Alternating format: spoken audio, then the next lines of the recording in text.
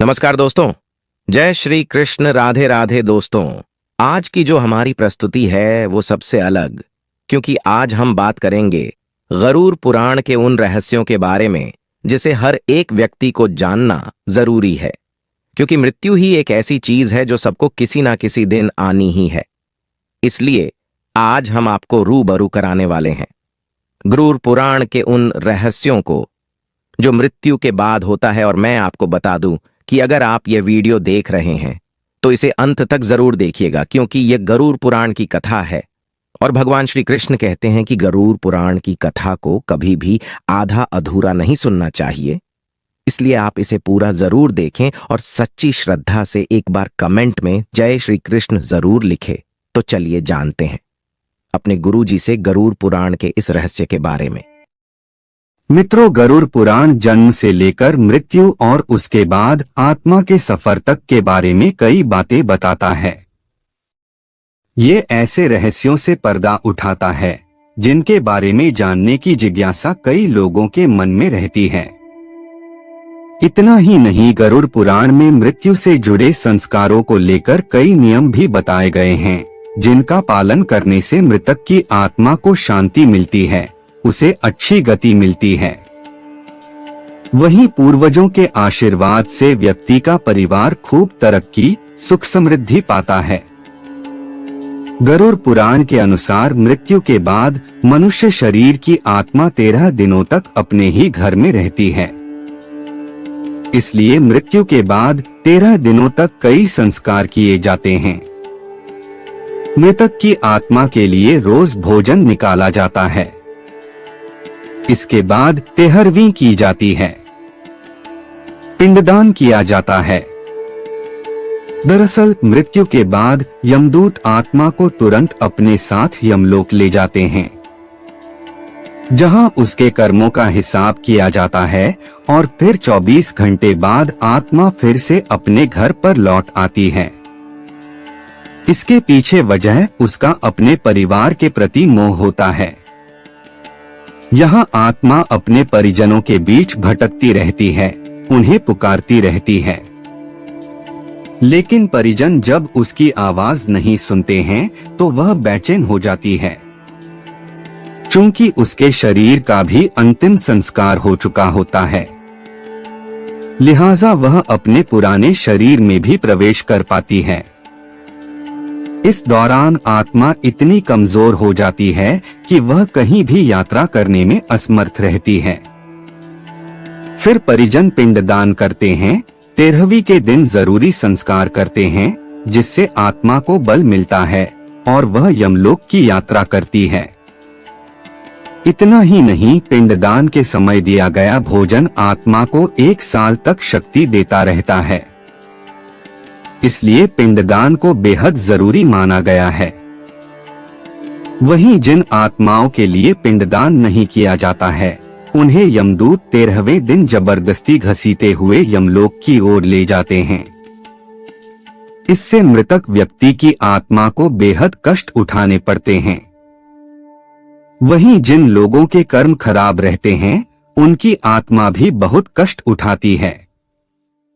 गरुड़ पुराण के अंदर उल्लेख मिलता है कि जब कोई इंसान मरता है तो उसे यमदूत लेने आते हैं, और जब इंसान की मौत होने वाली होती है तो उसे दिव्य दृष्टि प्राप्त हो जाती है, जिसकी वजह से वह तीनों लोक को देख सकता है। गरुड़ पुराण के प्रथम अध्याय के अंदर उल्लेख मिलता है कि जब यमदूत मरने वाले इंसान के निकट आते हैं तो उसके बाद उस इंसान की इंद्रियां विकल हो जाती हैं और यमदूत उसके शरीर से प्राण निकाल लेते हैं। गरुड़ पुराण बताता है कि कौवे के समान काले बड़े दांत वाले और क्रोधपूर्ण नेत्रों वाले यम के दूत जब मरने वाले इंसान के समीप आते हैं तो फिर वह डरकर मल और मूत्र त्याग देता है। संसार में वासना के मोह के अंदर फंसा व्यक्ति शरीर को छोड़ना नहीं चाहता है, लेकिन यमदूत उसे पकड़कर जबरदस्ती शरीर से बाहर निकालते हैं। अपने भौतिक शरीर को छोड़कर हाय हाय करता हुआ वह प्राणी यमदूतों के द्वारा पकड़कर खींचा जाता है। और यमदूत उसे नरक के अंदर जी जाने वाली यातनाओं के बारे में बताते हैं। दोस्तों, गरुड़ पुराण कहता है कि जब इंसान खत्म होता है तो उसके शरीर से आत्मा निकल जाती है और उसके बाद वह अपने शरीर को नीचे पड़े हुए देख सकती है। बहुत सी आत्माओं को अपने शरीर से मोह होता है तो वे वापस शरीर के अंदर प्रवेश करने की कोशिश करती हैं, लेकिन वह इसके अंदर सफल नहीं हो सकती है। उसके बाद माया मोह से बंधी हुई वह आत्मा जोर जोर से रोने बिलखने लग जाती है।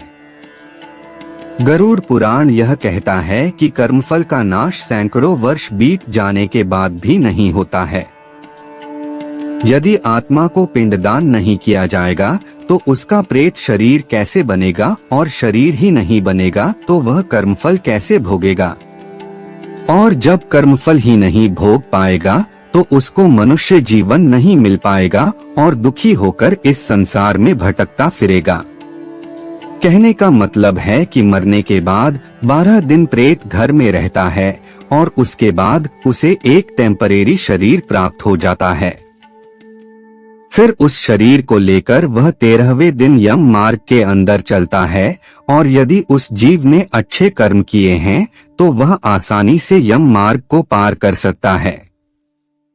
लेकिन यदि उसने अच्छे कर्म नहीं किए तो यम मार्ग में उसे बहुत पीड़ा का सामना करना पड़ता है। पहले दिन जो पिंडदान होता है उससे सिर बनता है, और दूसरे पिंडदान से गर्दन और कंधे, तीसरे पिंडदान से हट बनता है, चौथे पिंडदान से पीठ, पांचवें से नाभि, छठे और सातवें से कटी और गुहा पैदा होते हैं, 8वें से जांघें और 9वें से पैर बनते हैं। इन सब के अलावा 10वें पिंडदान से प्रेत की भूख और प्यास दोनों जाग जाती हैं। उसके बाद प्रेत 11वें और 12वें पिंडदान से भोजन करता है और 13वें दिन घर से यमदूतों के साथ चल पड़ता है। यमपुरी को जाने के लिए आत्मा को रास्ते के अंदर आने वाले 16 पुरों को पार करना पड़ता है। इस दौरान यदि वह जीव पापी है तो उसे बहुत अधिक यातनाओं का सामना करना पड़ता है, लेकिन यदि वह जीव पापी नहीं है तो उसे यातनाओं का सामना नहीं करना पड़ता है।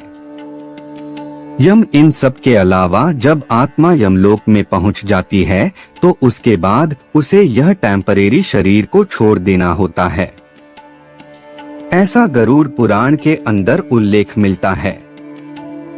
दोस्तों, जो लोग अचानक से किसी एक्सीडेंट या किसी और वजह से मरते हैं उनको यह एहसास नहीं होता है कि वे मर चुके हैं।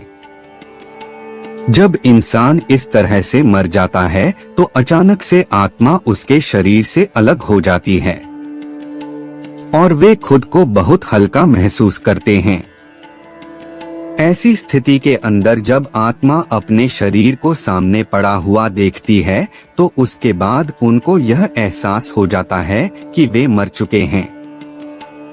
इन सब के अलावा मरे हुए इंसान को बहुत अलग ही फील होता है, जैसे कि उसके सारे रोग ही कट गए हैं और वह खुद को अजीब सा महसूस करता है। दोस्तों, यह तो आप जान ही चुके हैं कि मरने के बाद आत्मा 12 दिन तक घर में रहती है, लेकिन क्या आपको पता है कि कुछ पापी आत्माएं इन 12 दिन के अंदर ही अपने घर वालों को परेशान करने लग जाती हैं। हमारी नानी बताती है कि उनके यहाँ पर एक व्यक्ति की मौत हुई थी। मौत के 3 दिन बाद ही वह इंसान प्रेत बन गया और घर के लोगों को परेशान करने लगा। दोस्तों, उसके बाद घर वालों ने जैसे तैसे 12 दिन बिताए और फिर उस आत्मा को किसी तांत्रिक को बुलाकर जब्त करवाया। हालांकि सारे लोग एक जैसे नहीं होते हैं, कुछ लोग घोर पापी होते हैं और इसी वजह से वे मरने के बाद प्रेत बन जाते हैं। दोस्तों, जैसा कि गरुड़ पुराण के अंदर लिखा हुआ है कि किसी इंसान के मरने के बाद रोना नहीं चाहिए। रोने की वजह से आत्मा को भी कष्ट पहुंचता है। जब आत्मा अपने प्रियजनों के रोने को सुनती है तो उसे भी बहुत अधिक दुख होता है। यह आत्मा के विदाई का समय होता है। ऐसी स्थिति के अंदर यदि कोई रोता है तो आत्मा के मन में वैराग्य का भाव नहीं आता है, जो उसकी आगे की यात्रा के अंदर बाधक होता है। जब आत्मा अपने प्रियजनों के रुदन को देखती है तो वह भी जोर जोर से चिल्लाती है कि वह मरी नहीं है, वह यहाँ पर है। मरा तो केवल उसका शरीर है। हालांकि उसकी बात को कोई नहीं सुनता है।